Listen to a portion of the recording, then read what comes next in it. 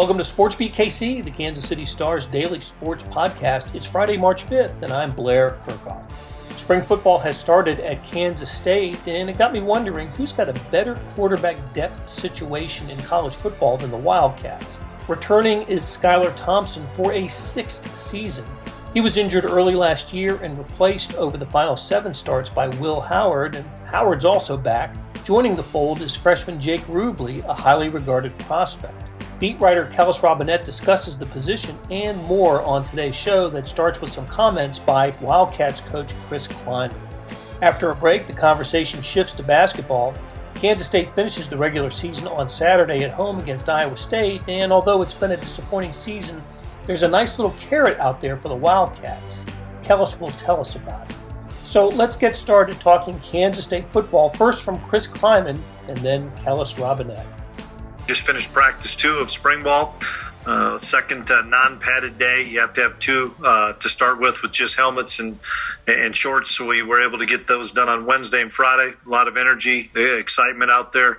Guys flying around, good communication, great bunch of guys out there to work with, and just excited about being back on the field. They'll have the weekend off, and then Monday will be a full padded practice, and we kind of roll from there. So I know you guys have a lot of questions, so let's get to those. Start here with John Kurtz. Yeah, hey, Chris, just wanted to ask about Skylar. Skylar, an update on just what he's able to do this spring. I know I saw the picture of him. Looked like he was maybe throwing it a little bit, but what's he able to do? Yeah, we got some great news on Skylar. Monday before spring ball started, he was cleared for normal activity, no tackling, contact. We will have him do all of our 7-on-7 stuff, all of our 1-on-1 stuff. He's practicing every day. He won't be in many team settings. He'll get into a few team settings that are non-contact team settings, but I'm excited for him because he's able to throw to moving targets this spring, and prior to that, we didn't think that was going to happen. And so great news for Skylar and great news for our football team. I know it's really early, probably unfair even to ask this, but behind him, the battle for his backup job, how tight does that appear to be, and what kinds of things will you be looking for there? Well, you have Will Howard that played really good football and played a number of games, and so we're excited to have Will back, and you can tell how much the weight room's helped Will.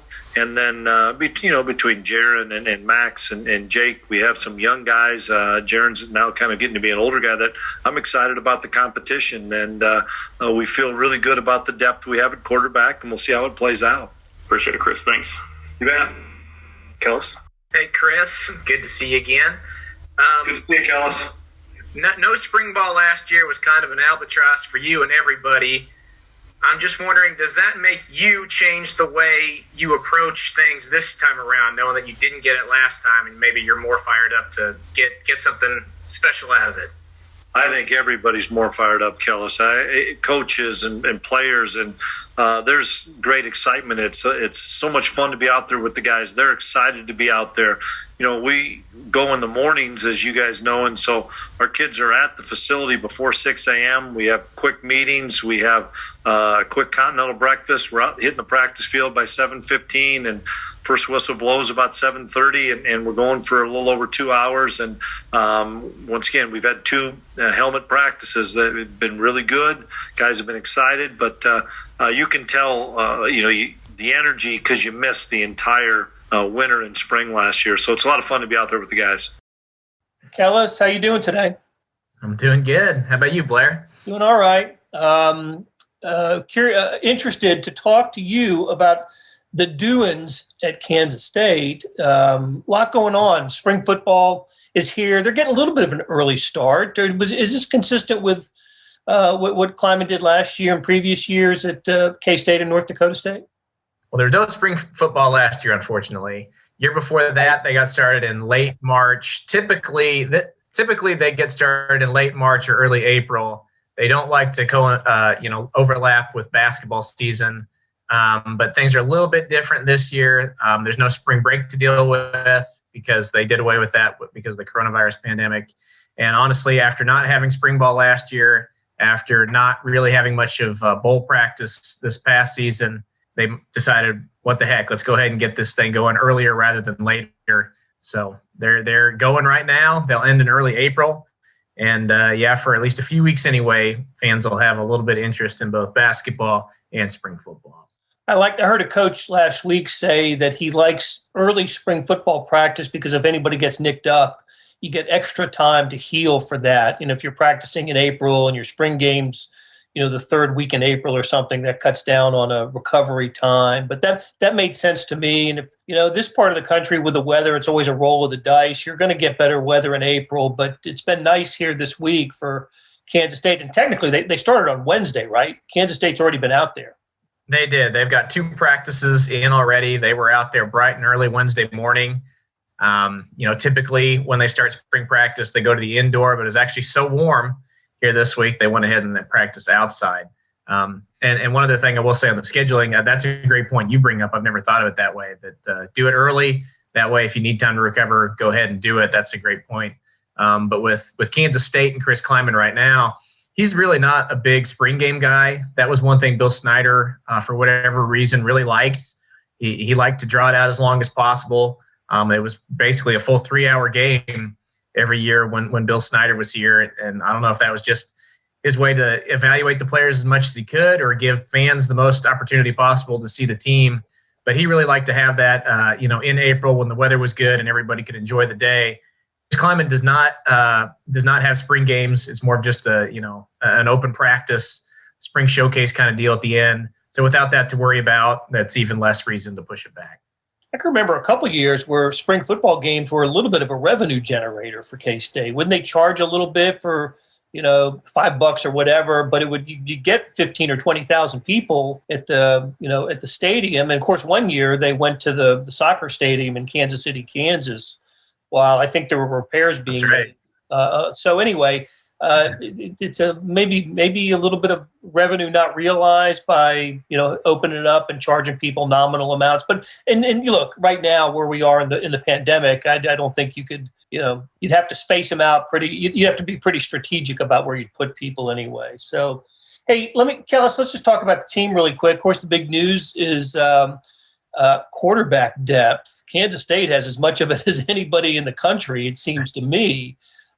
With the return of Skylar Thompson, but he is not going to participate in a full way in spring practice. Is that right? That's right. It's still a little bit up in the air how much exactly he's doing. The last time we talked to Chris Kleiman, he made it sound like he would barely be out there at all, just kind of watching. But we've already seen some videos and some images of him throwing and in uniform of practice. Didn't see him taking any snaps or participating in scrimmages or anything like that, but he was throwing. So that shows you, hey, that's a good sign. He's at least coming along maybe a little bit ahead of schedule for the start of the real season here in the fall. But I think all eyes really will be on Will Howard and Jake Rubley this spring, which is a very interesting thing for them because, how often do you get a chance to glimpse into the future and see what the quarterback's going to be after your current starter leaves. And that's where they're at right now. Everybody knows Skylar's going to start next year, but then in 2022, is it going to be Will Howard? Is it going to be Jake Rubley? We get our first taste of it right now. And it's what makes it so fascinating, I think, is that Will Howard never got spring ball last year. When he did play, we saw him make 7 starts last season, but he was completely raw. I don't know that it's totally fair to judge him yet just based on that because he was so young. So now we get to see if he develops. And, hey, Jake Rubley was a great-looking recruit, and now we get to see him in some extended action. And normally the only look we really get these guys is they're with the second-team offense in the spring game going up against the first-team defense. You don't get to see a whole lot. But this year they're getting reps with the first-teamers, and I think that's pretty cool. In the current college landscape, once Skylar Thompson announced he was returning for you called it a super senior season. I call it a super redshirt senior season because it'll be his 6th season in a K-State uniform. That would have triggered, transfer talk at a lot of places. And that wasn't the case at Kansas State with Howard and Rubley both coming back and battling it out. Rubley especially, right? He's in normal circumstances he would be battling for the start with Will Howard, who who did some nice things but didn't finish strong last year. And but both of them, Howard and Rubley decided to come back, and just based on what I've read and heard, I expect them to stay in the program for and go through this year and battle it out in subsequent years. Yeah, definitely, and maybe one of them will decide to look and play somewhere else once the starter between them gets settled in a year or two. But for right now, I think they've both shown a lot of maturity. By saying, spending a year behind Skylar and learning a little bit will do both of us some good. And I know that's not necessarily what Will Howard probably wants after starting 7 games last season. You want to keep building on that and everything, but I think it was pretty clear that he could use some time to learn the playbook. Even Patrick Mahomes needed 1 full season behind Alex Smith before he exploded, right? So, yeah, he was willing to go back and do that and maybe get in some spot minutes next season. And, hey, Jake Rubley, same deal. I was very interested to hear what his thoughts on Skylar coming back were, because when he came in, I mean, the big selling point was, look, Skylar's got to be gone, right? And the only person you'll have to beat out for a starting job is a freshman who hasn't accomplished a whole heck of a lot yet. So the door was wide open for him to start immediately. And now, he's got to wait a year. I was impressed by him too, being able to come in and say, you know what, there are a lot of options now available to me if I learn behind Skylar. So I'm willing to do that. I'm happy to do that. And you're right. At a lot of places, people might not have been so patient. We'll see if it holds out that way. But for right now, I mean, you couldn't ask for a better situation. I would say the jury is still out on whether Mahomes had to sit out a year behind that. But it did happen. And Fair enough. Cannot argue with the results of I'm surprised more NFL teams haven't done that since the Chiefs did it with Mahomes after the 2017 draft. And Alex Smith was really good that year, though. He was so paranoid about Patrick Mahomes, it lit a fire under him. It must have led the AFC, maybe the NFL, but certainly the AFC in passer rating that year. But another crushing loss in the playoffs. That was the year to the Titans, and of course the trade, the Alex Smith trade happened. After that season, of course, Alex Smith in the news again today. The Redskins, not the Redskins, the Washington football team, not bringing him back. So, and Alex still wants to play, but we digress, Kellis. So what position groups should we be paying attention to for development in spring football? Yeah, outside of quarterback, the big areas I'm looking at is linebacker, where for the first time in what feels like 50 years, Elijah Sullivan and Justin Hughes aren't the starting linebackers. You're going to have to see somebody else back there. And who's it going to be? I think Daniel Green and Cody Fletcher are the favorites to start. But neither one of those guys have really done enough in a K-State uniform to make you think, boy, those are, top level starters who might contend for an all conference team. They've got some other nice pieces behind them with Eric Munoz, the transfer they got from Utah State. And they've got some other promising players who've come in and had some spot minutes here and there. And look like solid backup, solid rotational players, but just nobody's really emerged yet as that, leading tackler type of player. So who's going to stand out there? They need somebody to rise up, and it'll be interesting to see who that player is. And then on the other side of the ball, I would say receiver. It was just such a mess last season. I don't know if you can put all that on them because they did have a freshman quarterback throwing the ball most of the year. But at the same time, their leading receiver was a running back. Their second leading receiver was a tight end. They didn't have a single receiver top 300 yards, which this day and age is just almost unfathomable. So who's going to step up and give Skylar Thompson somebody to throw to? We didn't see it last year. Somebody's got to do it. So I'm interested in that position as well. Hey, and Chris Kleiman dipped into the transfer pool in a kind of a bigger way for this year. I think I counted, is it 5?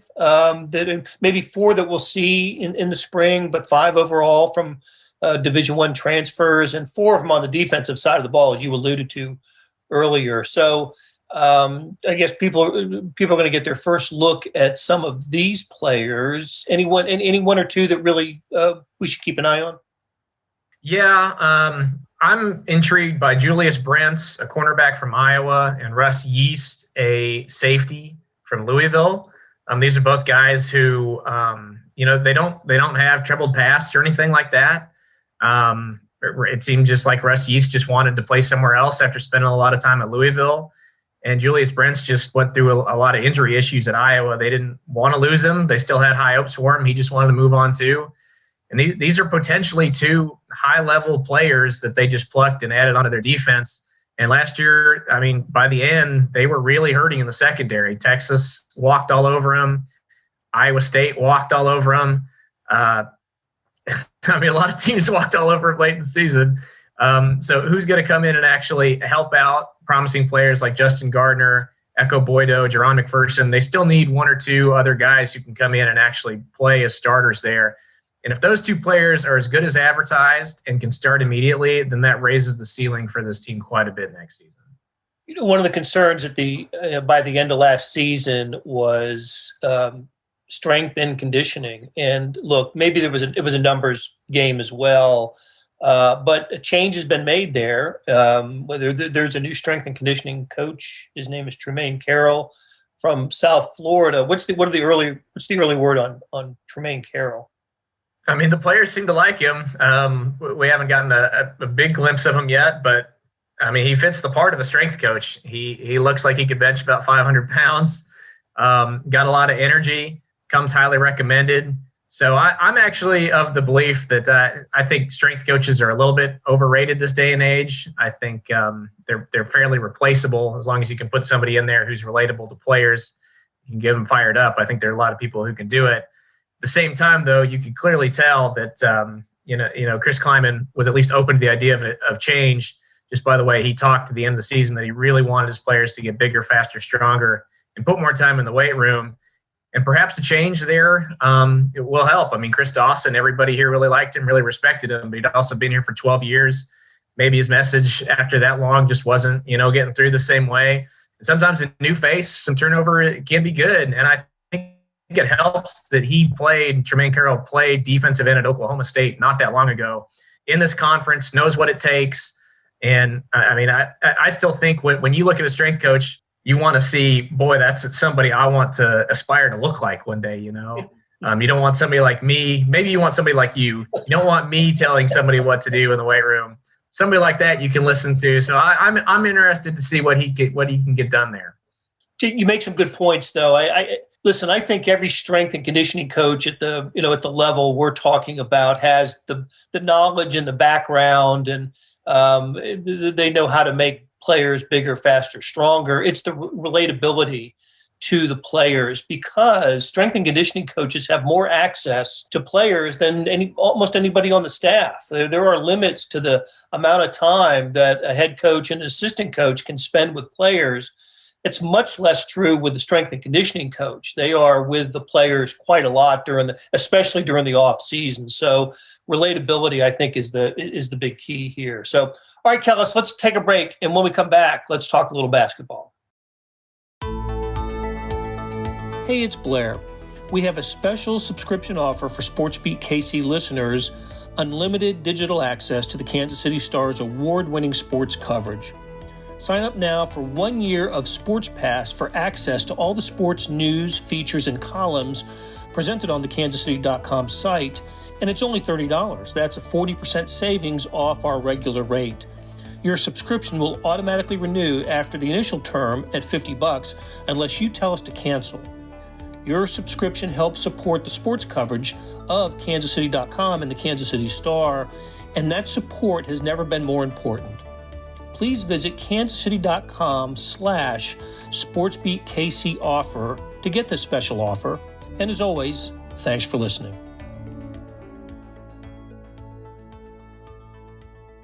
We're back with Kellis Robinett talking Kansas State. And Kellis, the Wildcats have one regular season game remaining against Iowa State on Saturday before the Big 12 tournament next week. And I guess I didn't think about this until I read it in, I think it was your Q&A, that with a victory, Kansas State can surpass its conference victory total from last season. I don't think anybody who is kind of suffered through this basketball season, thought of improvement as a word to describe what happened, but that will happen if at least in conference play. And I think that's all you really can judge this in this odd year for college basketball.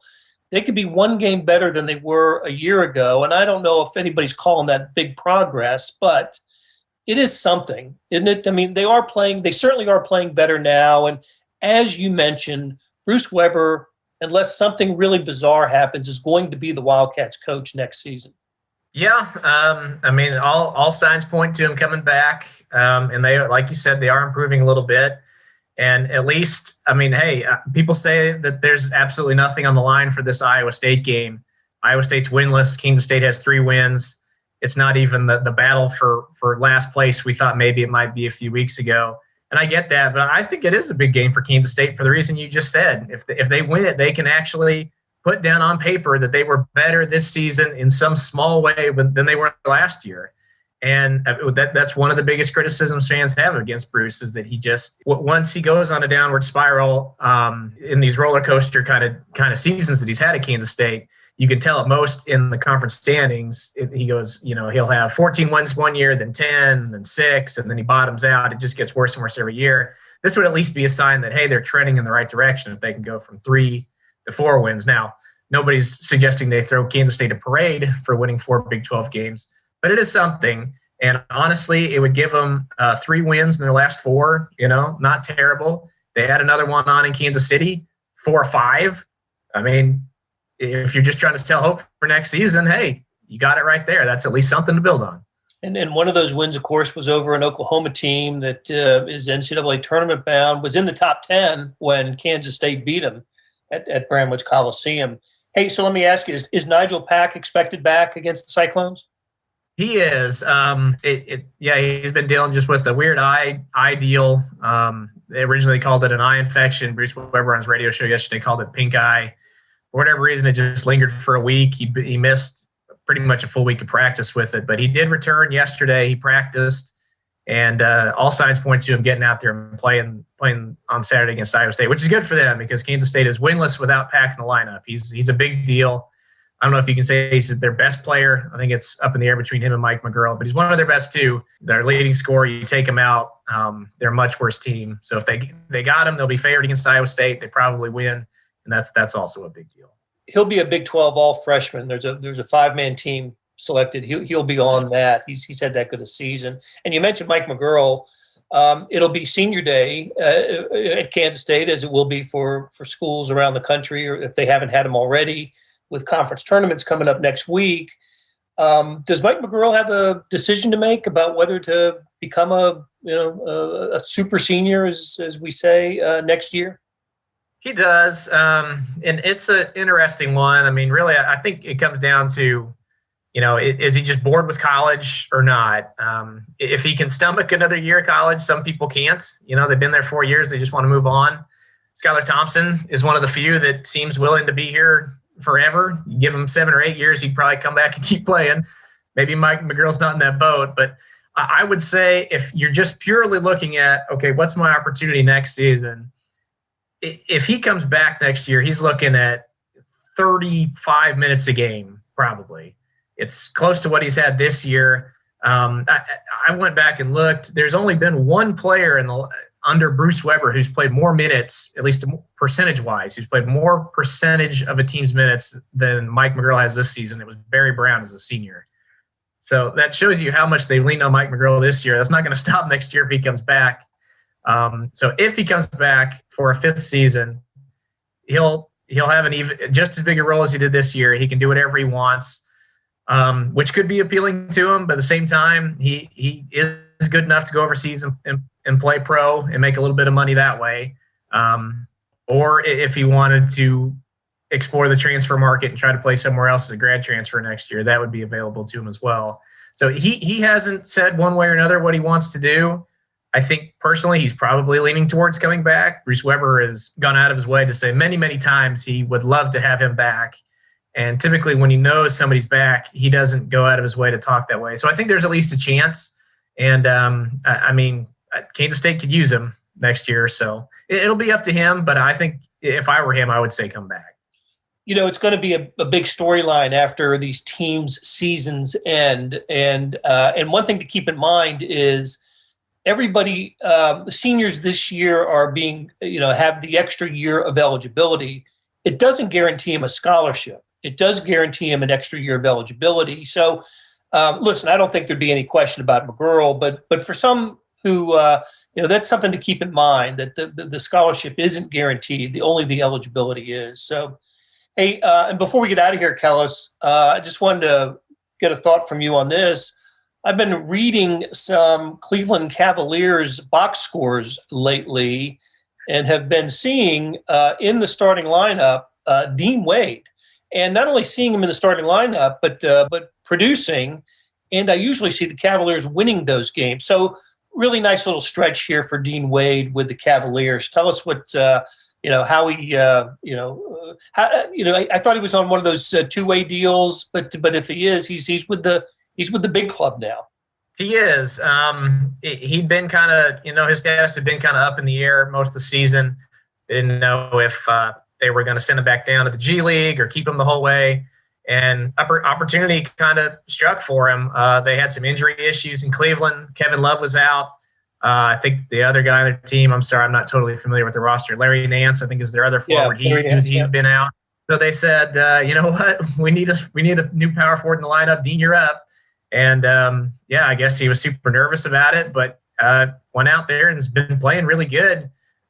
He actually, it's kind of funny. They when they inserted him into the starting lineup, they responded by winning their next 5 games. Wow. So that's pretty impressive right there. He scored 11 points in one game, had 12 rebounds in one game, and there some locals in Cleveland were even joking that he was the real D Wade, better than Dwayne Wade when he was playing there. He belongs in the MVP race because they're undefeated with him as a starter. Unfortunately, they finally did lose last night with him in the starting lineup. He scored 17 points, but they lost.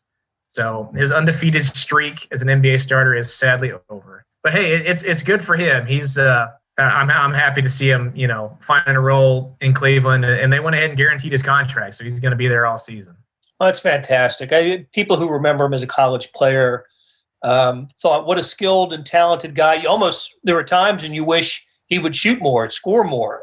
He was always kind of a deferential guy, especially early in his career, but certainly a key player for the team that ended up going to the Elite Eight. Now, he didn't get to play in the tournament, hardly any, because of his injury that year. But what a fine college player he was, and really happy to see a Kansas kid having this kind of success in the NBA. So, all right, Kellis, great catching up with you, and we'll talk Big 12 tournament next week. All right, awesome. I look forward to it. That'll do it for today and this week on SportsBeat KC. Thanks to our production staff of Derek Donovan, Beth Welsh, Monty Davis, Jeff Rosen, Chris Fickett, and Savannah Smith. A tip of the cap to Kellis Robinett for stopping by and talking Kansas State. Links to his stories can be found in the show notes and on kansascity.com, as well as wichitaeagle.com. Hey, we have another deal for you. For a limited time, you can subscribe to Sports Pass for 99 cents a month. That's right, 99 pennies a month.